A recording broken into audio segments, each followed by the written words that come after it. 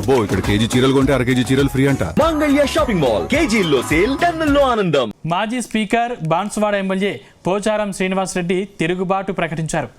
గతంలో తాను కాంగ్రెస్ పార్టీలో చేరలేదని, కేవలం జాతీయ జెండాను కప్పుకున్నానని యూటర్న్ తీసుకున్నారు. అలాగే అధికార పార్టీలో తమకు నిధులు పనులు కావడం లేదని తీవ్ర అసంతృప్తి వ్యక్తం చేశారు. అధికార పార్టీలో ఆయన సన్మానాల కంటే అవమానాలే ఎక్కువగా ఉన్నాయని ఫీల్ అవుతున్నారా? అందుకే తిరిగి కారు ఎక్కేందుకు ప్లాన్ చేసుకున్నారా? కానీ ఇదే సమయంలో బీఆర్ఎస్ పార్టీలోనూ తనకు చెక్ పెట్టేలా పరిణామాలు జరుగుతున్నాయా? అక్కడ పోచారంకు చెక్ పెట్టేలా బీఆర్ఎస్ హైకమాండ్ బీసీ నేతను తెరపైకి తెస్తుందా? ఇప్పుడు పోచారం శ్రీనివాసరెడ్డి పరిస్థితి ఎటు కాకుండా పోయిందనే చర్చ జోరుగా సాగుతుందా?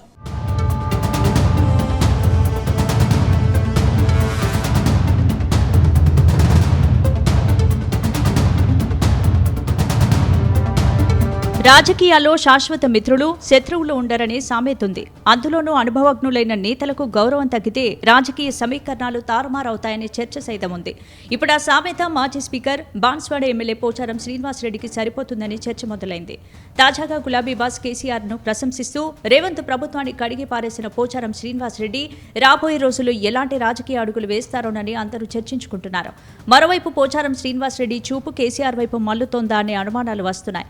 ఆయన పదే కాంగ్రెస్ సర్కార్పై బాహటంగా చేస్తున్న విమర్శలు చూస్తుంటే అవుననే సమాధానం వస్తోంది. పైగా కేటీఆర్ బాన్స్వాడ నియోజకవర్గంపై ఫోకస్ పెట్టడం, బీసీ నేతలను ప్రోత్సహిస్తూ రాజకీయ వేడి రగిలించడం కూడా పోచారంకు సెగపెట్టినంత పరిస్థితి ఏర్పడిందని, అందుకే ఆయన యూటర్న్ తీసుకుంటున్నారనే ప్రచారం సాగుతుంది.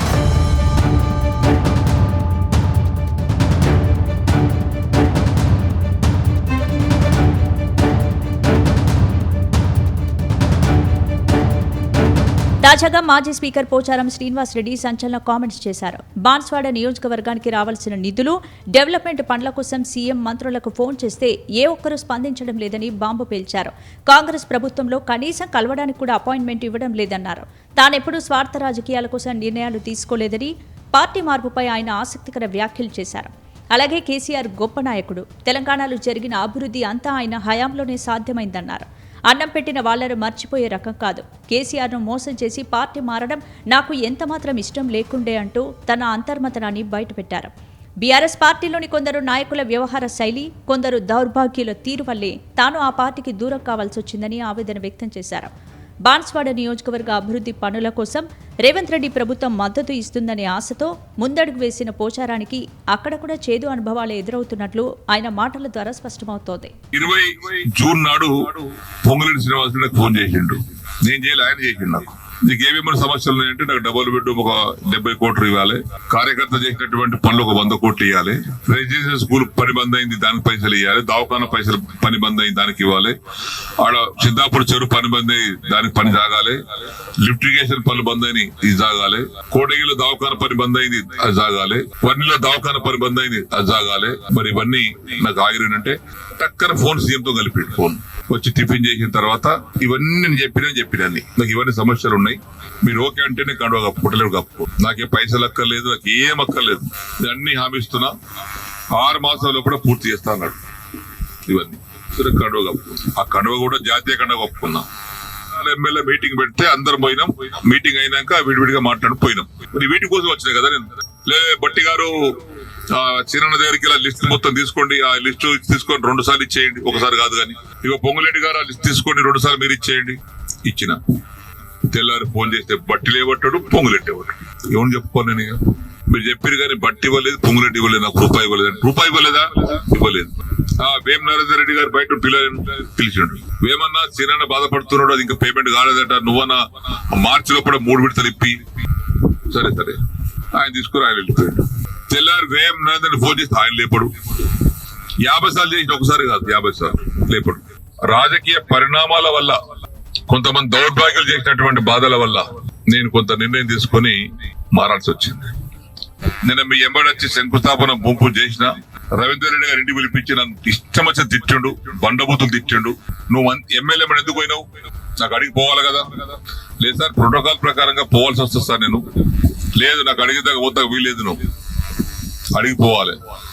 ఆ కాంట్రాక్ట్ పిలిపి పని బంద్ చేసి ఇక్కడ నుంచి పీకుర్రి, ఆ కాంట్రాక్ట్ పిలిపిస్తే వాడు భయపెట్టించి మొత్తం తట్టబడి వదులుకొని వెళ్ళిపోయాడు అని చెప్పాడు.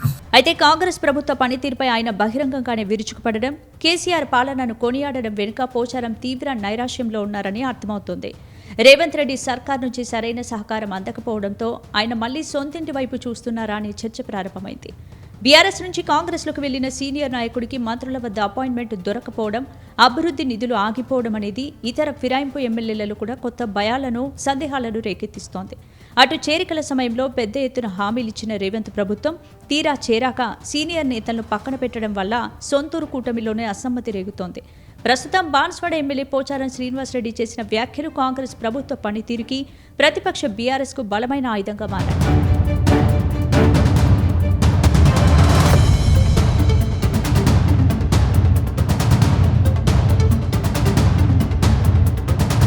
మరోవైపు కాంగ్రెస్ పార్టీపై తిరుగుబాటు ప్రకటించిన మాజీ స్పీకర్ పోచారం శ్రీనివాసరెడ్డి రాజకీయ ప్రయాణం ఎటువైపు అన్న చర్చ జోరుగా సాగుతోంది. ఓవైపు బీఆర్ఎస్ పార్టీలో ఆయనకు చెక్ పెట్టేలా కేటీఆర్ రంగంలోకి దిగిపోయారు. మాజీ మంత్రి వేముల ప్రశాంత్ రెడ్డి డైరెక్షన్లో పోచారంకు చెక్ పెట్టేలా చేరికలు కొనసాగుతున్నాయి. గతంలో పోచారం వర్గంలో ఉన్న నేతలు, ఆయనకు వ్యతిరేకంగా ఉన్న నేతలంతా కారు పార్టీలోకి జంప్ అయ్యారు. మరోవైపు కాంగ్రెస్ నేత బాన్స్వాడ, కాంగ్రెస్ నేత ఏనుగు రవీందర్ రెడ్డి కూడా కాంగ్రెస్ పార్టీ గుడ్ బై చెప్పేసి కారెక్కుతారనే ప్రచారం సాగుతోంది. ఈ సమయంలో పోచారం శ్రీనివాసరెడ్డి పరిస్థితి రెంటికి రెండు చేవడిలా మారిందనే చర్చ అయితే జరుగుతోంది. ఇప్పుడు ఆయన కాంగ్రెస్ పార్టీలో గేట్లు మూసేసినా తిరిగి బీఆర్ఎస్ పార్టీలోకి చేర్చుకునే పరిస్థితులైతే లేవని బీఆర్ఎస్ వర్గాలు అంటున్నాయి. మొత్తం మీద లక్ష్మీపుత్రుడిగా పేరుగాంచిన పోచారం శ్రీనివాసరెడ్డి పొలిటికల్ లైఫ్కు ఎంటుకారు పడినట్టేనని, ఇప్పుడున్న పరిస్థితుల్లో ఆయన రిటైర్మెంట్ ప్రకటించడం తప్పితే మరో ఆప్షన్ లేదనే టాక్ ఇందురు గడ్డపై బలంగానే వినిపిస్తోంది.